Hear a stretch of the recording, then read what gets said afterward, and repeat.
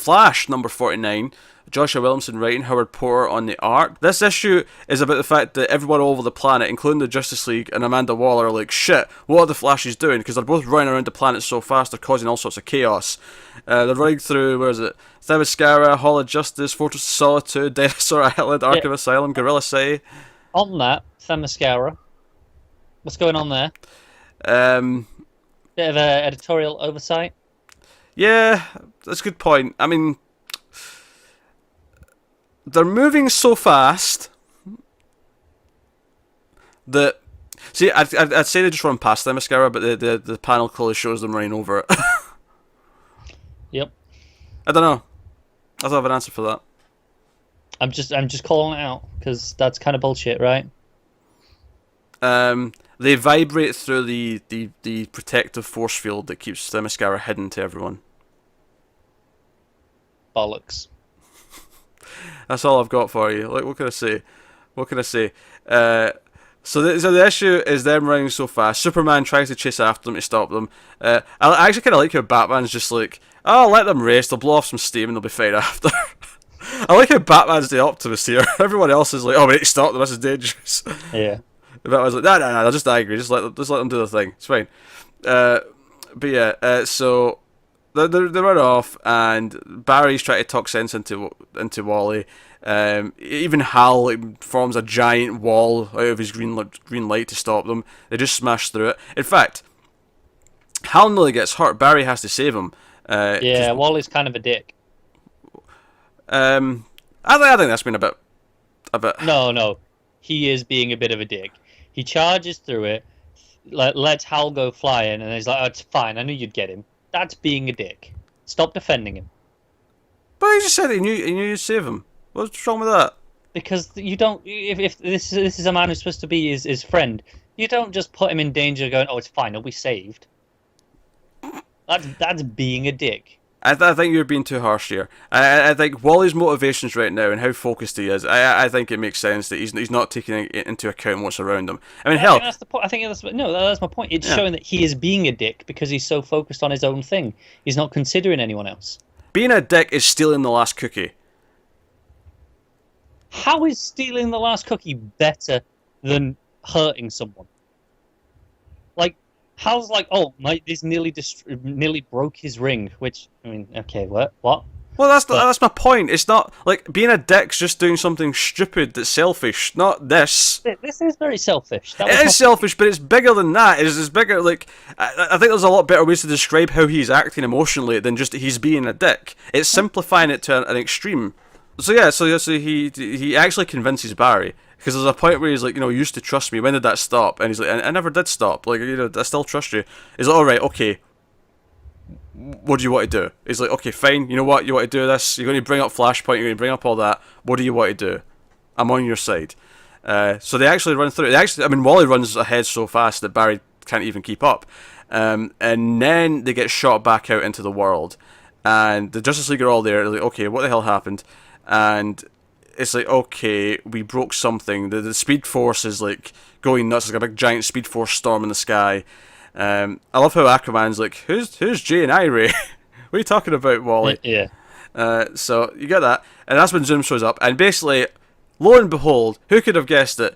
Zoom was playing him the whole time. They didn't break the Speed Force. They just broke the barrier to the Speed Force. But not just the Speed Force, all the forces. Which I think is cool because it kind of ties into what's going on with the Source Wall breaking and the Still Force and all that. But he's like, oh yeah, there's all these different forces. There's the Strength Force. There's what was the other one? The Sage Force. The Sage Force, yeah. And he puts on like a classic Flash outfit. And we actually end like he's fighting Barry and Wally, and it says next time Flash versus Flash versus Flash, which is kind of funny. But you see that there's like 3 or 4 different types of energy coming off of him, including like the strength one around his fists, and there's like blue lightning, red lightning. He's tapped into multiple forces. He's like super Flash. Yeah. I wasn't super into this ending. No? No, I thought it was just a little bit too far. It's been such a related, somewhat grounded story, given what it's been dealing with. And I feel this was just a step over the top.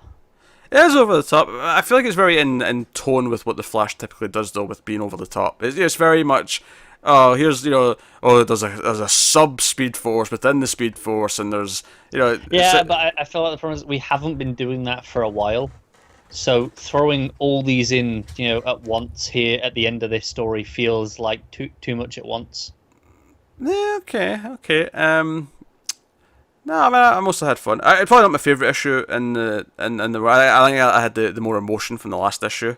But as far as like what I liked about this one was the idea that like if the Flashes really get going, they are like actually this cataclysmic event for everyone to deal with. I love the Justice League and everyone around the world. One point we cut to the Atom and he's like, "Oh, something's weird. The microverse is reacting." Something's like affecting all the laws of physics across the planet because they're racing, over and over again, and not making the Earth spin backwards. Take note, Superman the movie. Take note. That was silly. Yes, it was. Yes. At least for time travel. I'm not necessarily saying that they can't make the Earth spin in the opposite direction. Superman probably could, but literally grabbing it and spinning. Sure. Yeah. I'm not sure they're putting enough strength into their footsteps. I know they're going fast, but they're propelling themselves from the Earth. They're not pushing the Earth backwards against its rotation. What if like a little like sleigh, right? You have both Flashes at the front of the sleigh. You have Superman sitting in the sleigh at the back, and he just clenches his fist into the ground, and he's like, "Right, run, run, Flashes, run." So they run. They do the speed, but he's got the strength to hold on. And they're running against the spin, I take it. Yes. Yeah, okay. I mean, I assume that piece of Earth that Superman's holding just crumbles before the Earth True. starts to Okay, move, but... that's fair. Okay, it has to get like a rod that goes all the way to the core, like a giant like. Yeah. And at that point, it wouldn't actually take that much effort to move it because you've got a big criminal liver, so you can just spin it. Sure. Bit physics, Sure. But so yeah, Flash is big. Flash War still going. And I do think Zoom being back, and I actually have no problem with all these other forces. If anything, I just think it's ridiculously OP. And if this is something that Zoom kind of keeps, I don't actually mind so much because the way his powers worked were already different from Reverse Flash. Don't get me wrong, from Eobard, but this would make it even more because it still essentially had the same effect, even though it was working differently. The end result was still kind of super speed. Even you want a way to make him more unique. Yeah, so him having these extra forces that he can tap into, even though I don't necessarily think it will be permanent, is a fun way of differentiating him. And no one really known who he is because he's kind of erased from the timeline. Which that was the other thing actually, is that Barry admitted to Wally that he was kind of aware that people had been erased. They didn't know that his family had been erased specifically, but he was aware that people had been erased and that him and Batman were kind of working on it. Yeah. So it was nice to bring that back up. But the art was good. Porter is a classic Flash artist. I thought it was a little bit hit or miss at times. I liked it when it got going. I thought the first page in particular, where you got Waller and Trevor there. I thought that page was kind of rough, and I was a little worried, but it was fine after that.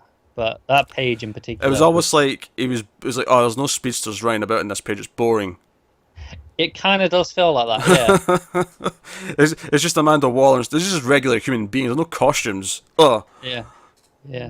I don't know. That page really didn't work for me. But the rest I'll give you the Themyscira complaint though. I'll give you that one. I can't explain that at all. That's an editorial oversight. Yeah, it's just like, hey, they shouldn't be able to do that. So that's fair. I get the logic when he was writing it though. It's like, oh no, it's like all these monuments and landmark places throughout the DCU. Yeah, no, I get it, but I was like, wait a second.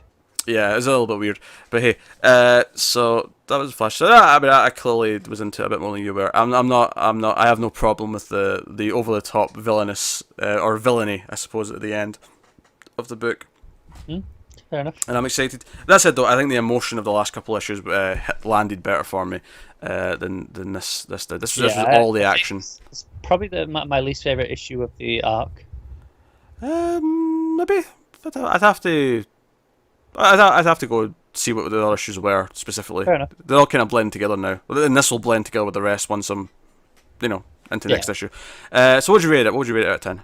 I mean, as much as my least favorite, I have some problems. It's still pretty good overall, so probably a 7. Yeah. I think I'd probably still go with an 8 with this one. I still have had a blast. This is still the first thing I read this week. Probably the first thing I read that week because it's 50. Yeah, it's going to be a big... And it's the conclusion as well. They're having the big conclusion to this in issue 50, which is cool. And I want to see where they leave Wally, and we're expecting them to go to like the Sanctuary because of Heroes in Crisis, so you'll probably be out of the book for a little while until Heroes in Crisis starts. You'll be in that, and then maybe we'll see where he ends up after that.